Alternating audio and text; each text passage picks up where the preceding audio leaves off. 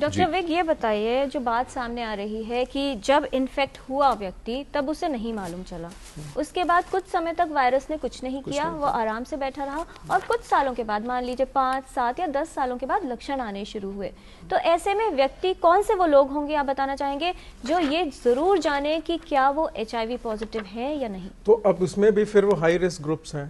अब हमारे sex workers हैं, ट्रकर्स हैं, इंट्रावीनस ड्रग यूजर्स हैं, उसके बाद ये ब्लड डोनर्स हैं, जो सेफ सेक्स की बात है, ये मतलब ये इन सब हाई रिस्क, डॉट्स ट्यूबरक्लोसिस के जो मरीज हैं, STD क्लिनिक्स के जो मरीज हैं, मदर टू चाइल्ड जो प्रेग्नेंट लेडीज हैं, उन सबको अपने टेस्ट कराने चाहिए ताकि हम उनको अर्ली स्टेज पे पकड़ लें। सो जो हाई रिस्क ग्रुप्स हैं उनको हमें पहले करके टेस्ट करना है ताकि हम वहां पे पहले पकड़ें, लेकिन उससे पहले अवेयरनेस अपनी हेल्थ के बारे में सबको इतनी ज़्यादा होनी चाहिए कि कहीं भी शक हो, बिकॉज आजकल जो हमारा टेस्ट होता है वो अनोनिमस होता है। आपको मतलब रिपोर्ट पहले काउंसलिंग होगी, उसके बाद आपका टेस्टिंग होगा, उसके बाद रिपोर्ट सिर्फ आप ही को बताई जाएगी और किसी को नहीं बताई जाएगी। हाँ, तो ये बड़ा ज़रूरी भी है जी। और जो एक महत्वपूर्ण बात डॉक्टर रिवाड़ी, बहुत संक्षिप्त में आपसे मैं टिप्पणी चाहूँगा। जो हमारे दर्शक थे जिन्होंने फ़ोन किया था चेन्नई से, वो ये जानना चाह रहे थे कि सेक्स के जरिए ना हो इसे कैसे रोका जा सकता है। तो सेफ सेक्स बहुत लोगों को नहीं समझ में आता, और विवेक नारायण ने लखनऊ से हमें ईमेल भेजा, वो जानना चाहते हैं कि कॉन्डोम से HIV एड्स को रोकने में कितनी मदद और कैसे मदद मिलती है, बहुत संक्षिप्त में बता दें। देखिए, सेफ सेक्स की जहाँ तक बात है, हम लोग ट्रेडिशनली एक ABC कहते हैं। ए जो है एब्सटीनेंस है, जब तक हो सके सेक्स अवॉइड करें। B is be faithful to your partner. Basically क्यों कहते हैं एब्सटेनेंस, क्यों कहते हैं? ये एक नेचुरल चीज है। हम बात कर रहे हैं यंग पीपल की। एब्सटेनेंस की बात हम यंग पीपल के लिए कर रहे हैं। Be faithful to your partner, but main component जो है सेफ सेक्स का कंडोम्स है।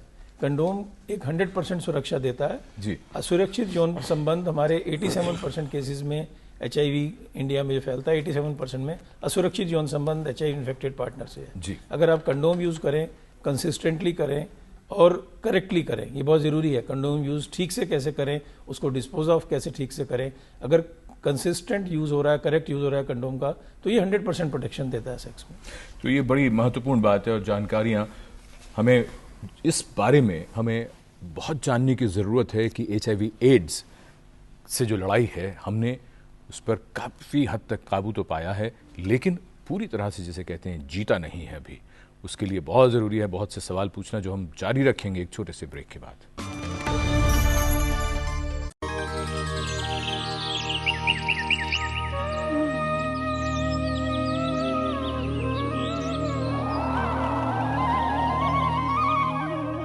मैं तो सीधी सीधी बात करने वाला आदमी हूँ कि जिस जगह पे सत्य है वहाँ खुदा है, जिस जगह पे अहिंसा है वहाँ ईश्वर है।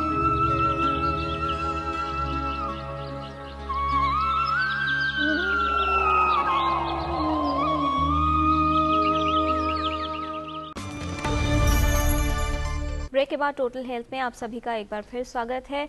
आज हम बात कर रहे हैं HIV एड्स के बारे में, और इस समय हमारे साथ फोन लाइन पर मौजूद हैं अभिषेक यादव जी वाराणसी से।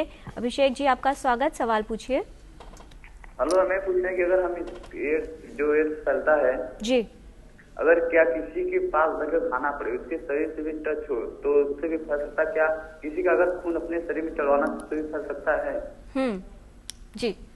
समझ नहीं आया क्वेश्चन एक बार। क्या अगर खाना साथ में खाया जाए? डॉक्टर रिवाड़ी, क्या कहना चाहेंगे आप? बहुत बेसिक से छोटी सी बात है। जैसा कि पहले भी कहा गया, सिर्फ 4 ही कारण हैं जिससे HIV हो सकता है। 4 कारण मैं फिर से रिपीट करूंगा। असुरक्षित यौन संबंध HIV इन्फेक्टेड व्यक्ति के साथ, दूषित ब्लड के चढ़ाने से, दूषित सिरिंज के इस्तेमाल से, और गर्भवती महिला जिसको HIV है उससे होने वाले बच्चे को। इन 4 कारणों के अलावा कोई भी कारण नहीं है, चाहे वो इकट्ठे बैठना हो, इकट्ठे खाना हो, सेम उनका तौलिया इस्तेमाल करना हो, रुमाल इस्तेमाल करना हो, आपने हक करना हो, टच करना हो, सोशल कांटेक्ट, किसी भी तरह का ड्राई केस, किसी भी तरह से मतलब ये HIV स्प्रेड नहीं होता है मच्छर के काटने से।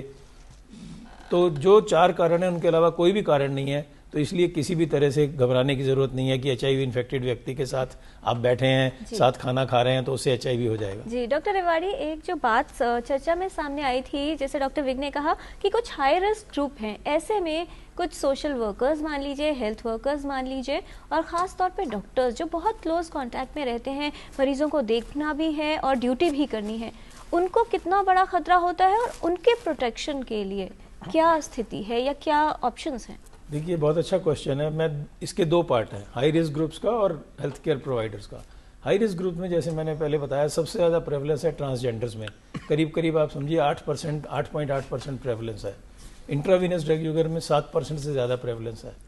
Man having sex 4.4%, female sex worker में 2.67%, मतलब ये लोगों में प्रेवलेंस काफ़ी ज़्यादा है। बट ये काफ़ी कम हुई है इनकी एजुकेशन से, इंटरवेंशन से, रेगुलर टेस्टिंग से और इनको कंडोम यूज़ के बारे में पूरा बता के। जो इंट्रावीनस ड्रग यूजर्स हैं उनके लिए specifically needle syringe exchange programme है, ताकि वो सेम सुई पूरे ग्रुप में इस्तेमाल नहीं करें, सेम नीडल नहीं करें, हर बार नई नीडल इस्तेमाल करें। और दूसरा प्रयास है कि उनको इंट्रावीनस ड्रग यूज से हटा के हम ओरल सब्स्टिट्यूशन थेरेपी की तरफ लाएं, जो टेबलेट की फॉर्म में है, और फिर उनको हम नशे से विड्रॉ करें। जहाँ तक हेल्थ केयर प्रोवाइडर्स की बात है, मैं एक शेयर करना चाहूँगा। 1996 में, 97 में जब RML में मैंने HIV पेशेंट देखने शुरू किए, तो करीब करीब 5 साल तक मेरे अलावा कोई भी डॉक्टर अपनी तरफ पेशेंट एडमिट नहीं करता था HIV के। पर over a period of time हमने पहले तो ये समझा क्यों है, क्यों नहीं करते हैं। बेसिकली एक डर है कि मुझे नहीं हो जाए। हेल्थ केयर प्रोवाइडर जब अपना नॉर्मल काम करते हैं, डॉक्टर्स हों, नर्सिस हों, लैब टेक्नीशियन हों, अगर वो यूनिवर्सल वर्क प्रिकॉशंस फॉलो करते हैं तो किसी भी तरह का कोई रिस्क नहीं है। जब तक पेशेंट के ब्लड का आपके ब्लड से कांटेक्ट नहीं होगा तो HIV नहीं हो सकता। तो इसीलिए जब ग्लव्स पहनेंगे, एप्रन पहनेंगे, मास्क पहनेंगे प्रॉपरली, तो और नॉर्मल खांसने से, छींकने से इस तरह से HIV ट्रांसमिट नहीं होता। फिर हमारा एक प्रोग्राम भी है पोस्ट एक्सपोजर प्रोफिलैक्सिस। अगर किसी डॉक्टर को मान लीजिए नीडल स्टिक इंजरी हो गई, किसी वजह से ग्लव्स के थ्रू भी हो गई, तो इमीडिएटली अगर दवाई दी जाए with in 2 hours, 2 to 24 hours, तो हम इसको प्रिवेंट कर सकते हैं। इसको हम पोस्ट एक्सपोजर प्रोफिलैक्सिस कहते हैं। तो जानकारी डॉक्टरों में जब बढ़ी और पोस्ट एक्सपोजर प्रोफिलैक्सिस सब जगह अवेलेबल हुआ, तो उससे भी डॉक्टरों में स्टिग्मा कम हुआ, डिनाइल कम हुआ। अभी भी होता है डिनाइल, क्योंकि इन्होंने बताया कि हाँ अभी फैमिली में भी है, सोसाइटी में भी है, पर कुछ हमने उसमें मेजर्स भी लिए हैं कि अगर कहीं पे डिनाइल होता है तो उसको कैसे टैकल किया जाए।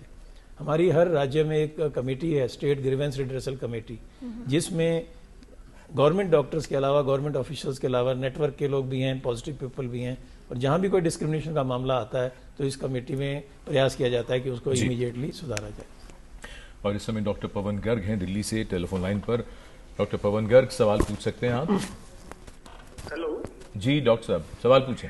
हाँ, मैं प्लीज पूछना चाह रहा हूँ कि अगर ART सेंटर दिल्ली में पहले 1 या 2 थे, बहुत 10 साल पहले की बातें करें, तो अभी वो 9 या 10 हो गए हैं जी। तो उसको आप डॉक्टर रिवाज में पूछना चाह रहा हूँ कि अगर दिल्ली में ये 10 हो गए तो एड्स के मरीज पहले से कम हुए हैं कि ज्यादा हुए हैं? तो ART सेंटर तो अगर इतने बड़े हैं तो एड्स के मरीज बड़े हैं, अगर हम बिल्कुल सादी भाषा में इसको लें। जी, ये सवाल वैसे ठीक है, बड़ा अच्छा सवाल है कि अगर सेंटर बड़े हैं तो मरीज बड़े हैं, ऐसा नहीं है। 25 साल पहले सेंटर नहीं थे तो एड्स का मरीज भी नहीं था। नहीं, हमने 2004 में जब शुरू किए थे तो 8 सेंटर एस्टेब्लिश किए थे। एक पायलट बेसिस था कि हम एक फ्री दवा दे सकते हैं, कितने लोगों को दे सकते हैं। तो हमारा टारगेट था 1 लाख लोगों को हम सिर्फ दवाई देंगे। पर आज हमारे देश में 408 ART सेंटर हैं, 840 लिंक सेंटर हैं, तो 1300 ऐसे सेंटर हैं जहाँ पे HIV की दवा दी जाती है। ये ज़्यादा इसलिए नहीं है कि नंबर बढ़ रहे हैं, इसलिए है कि लोग पहुँच सकें।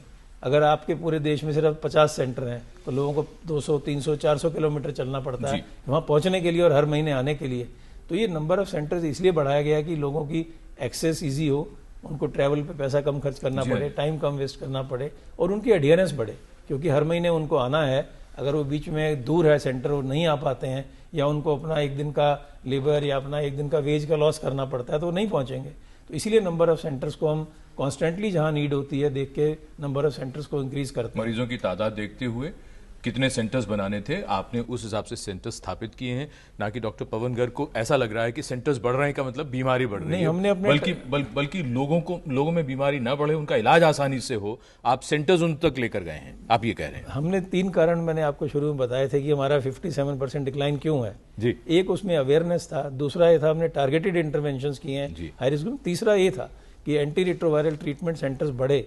एक नई स्टडी है कि एंटी रिट्रोवायरल ट्रीटमेंट जो है प्रिवेंशन का भी काम करती है, क्योंकि जब आप एंटी रिट्रोवायरल ट्रीटमेंट लेते हैं तो आपके शरीर में वायरस का जो लोड है वो कम हो जाता है, बिल्कुल नेग्लिजिबल हो जाता है।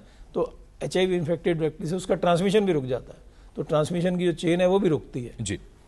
एक बात डॉक्टर नवीद बेग, जो डॉक्टर रिवाड़ी ने अभी जो कही स्वास्थ्य कर्मियों को लेकर, जिसमें डॉक्टर्स और पैरामेडिक्स सभी लोग, कि जिनको किसी भी तरह से आकस्मिक एक्सीडेंटल एक्सपोजर होता है तो कुछ घंटों के भीतर अगर उनको दवाई दे दी जाए तो वो इस खतरे से बाहर निकल आते हैं।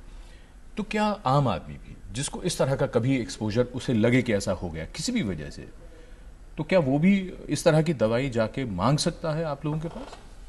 बिल्कुल। और उसे करना चाहिए? उसे करना चाहिए, उसे करना चाहिए, बिल्कुल करना चाहिए। और इशू तो सिर्फ ये कितने घंटे हैं उसके पास? हाँ, ऐसा कुछ होने के बाद ये भी मतलब मैं पैनिक नहीं क्रिएट करना चाहता। मेरा जो मेन इशू है कि जब निडल प्रिक इंजरी होती है तो आपकी वायरस यहाँ से गई, ब्लड से गई और लिम्फ नोड में चली गई। जब लिम्फ नोड में चली जाएगी तो वहां पे वो फिर परसिस्ट करेगी, फिर वो लाइफ लॉन्ग परसिस्ट करेगी। तो इसलिए उसको जो आपको रोकना है तो शुरू में ही रोकना है और उसी को बहुत अग्रेसिवली रोकना है।